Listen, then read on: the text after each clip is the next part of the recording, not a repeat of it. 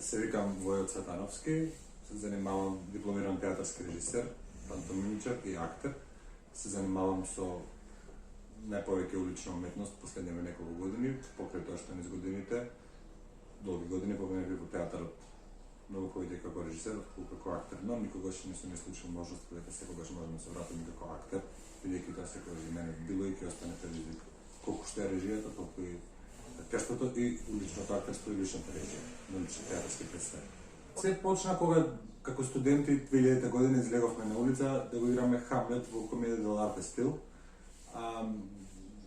Иако треба да бидам искрен, тогаш бевме собрана мала трупа, нашиот клас во кој што се наоѓа во Софија тоа 2000 година и излеговме на улица, почнавме да го играме Хамлет во тој комедија дел арте стил пред Народниот театар во Софија како најава за представата која што следи од 8 часот, ние почнувавме од 19 часот. И сватив тогаш дека улицата е еден многу сериозен предизвик, бидејќи на неа се соочуваш со еден куп, односно се соочуваш со сите луѓе кои што доаѓаат и случајно минуваат и неслучајно минуваат од пред театарот. После тоа Хамлет почнавме да го играме и не само пред театар, и пред други места, бидејќи културата почнуваме да ја шириме ние и не одиме пред и во неа, туку ние ја носиме онаму каде што сметаме и дека најмалку може да припади. Успехот е релативна работа. Јас себе си никогаш не сум се сметал како нешто кое што кој знае колку многу успеало, заради тоа што успехот е порака. Ако не успееме да испратиме таа порака правилно и допрела макар и до еден човек, тоа значи дека сме успеали. Со оглед на тоа дека нашите настани ги посетуваат еден куп луѓе и таа порака доаѓа до тие луѓе преку настанот, тогаш еве да речеме дека сме успеале. Формула секогаш е различна, никогаш не е иста.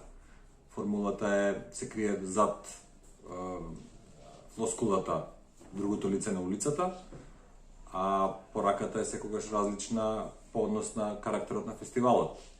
Важното е дека другото лице на улицата ја раскажува нашата приказна како улични перформери и таа е многу важна да допре до нив. Ако таа допрела до нив, значи дека ние сме успеали. Она што нас не однесе надвор од Македонија, има многу позадини, што задкулисни непријатни, кои беа на некој начин и одскочната даска да не засили уште повеќе да скокнеме на неја, да се одразиме, да го фатиме патот кон тие големи фестивали. Стигнавме до Загреб. Патот беше макотрпен, но вербата дека правиме нешто вистински никогаш не изостана нас.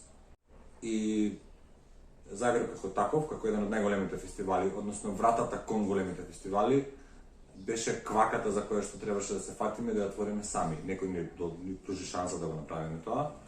Го направивме. Жртвата беше преголема. Трнавме двајца. По еден ранец на грб и желби полни внатре во нив за успех.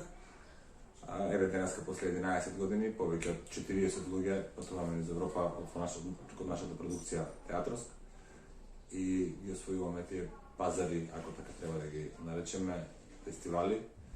Би се вратил на Зигет. Би се вратил таму од милион причини би се вратил таму. Ова е 22 година како се занимавам со улична уметност. Како сум дел од некаква приказна наречена улична уметност, дали тоа како организатор или како артист. Јас себе си секогаш ќе се третирам како артист и ништо повеќе од тоа.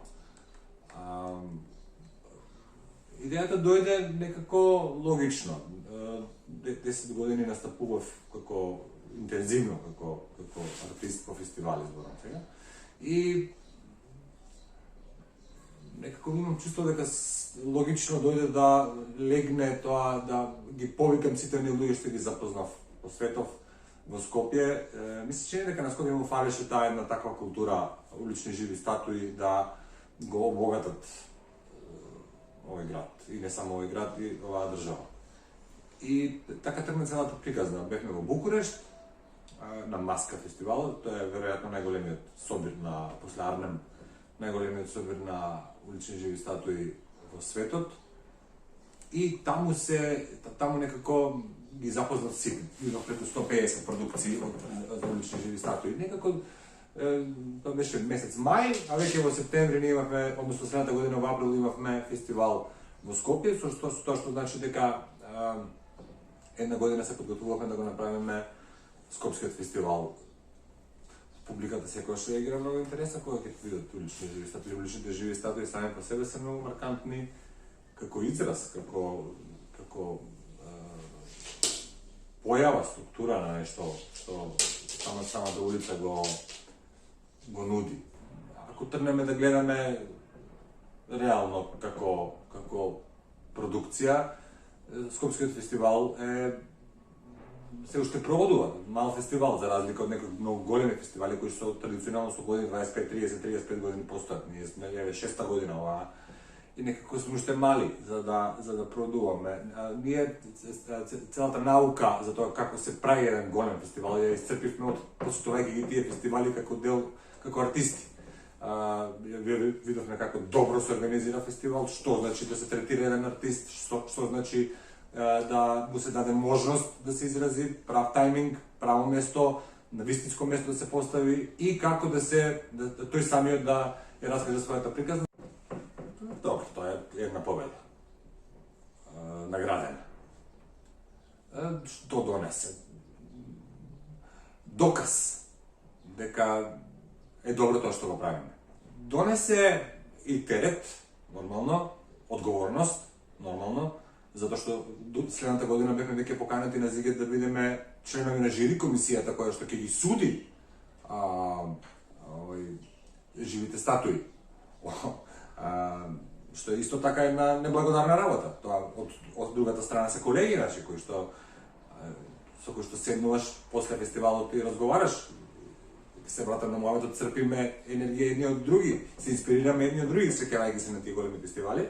И тоа беше одговорност голема кога не поканија да бидеме дел од жири комисијата на Зигет. Зигет е една многу сериозна организација, многу сериозна организација, многу голем фестивал со сериозен буџет, со перформери и артисти, ако кажам дека таму на големата сцена настапуваат едни Foo Fighters, едни Arctic Monkeys, едни Oasis, Kygo, Dua Lipa, Florence and the Machine, доволно говори каков е кредибилитетот на самиот настан. Интересот се јавува и секоја година е поголем и поголем и тоа мене многу ме радува, дека е поголем и поголем, бидејќи колку повеќе разговарам со одредени актери кои што никогаш претходно не застанале да играат уличен театар. Кога ги застанале прв пат да изиграат уличен театар, секогаш доаѓале изненадно кон мене и рекле: ова е тоа. Која работа е најскапа на светот? Идејата. И добро реализираната идеја. Тоа е најскапа.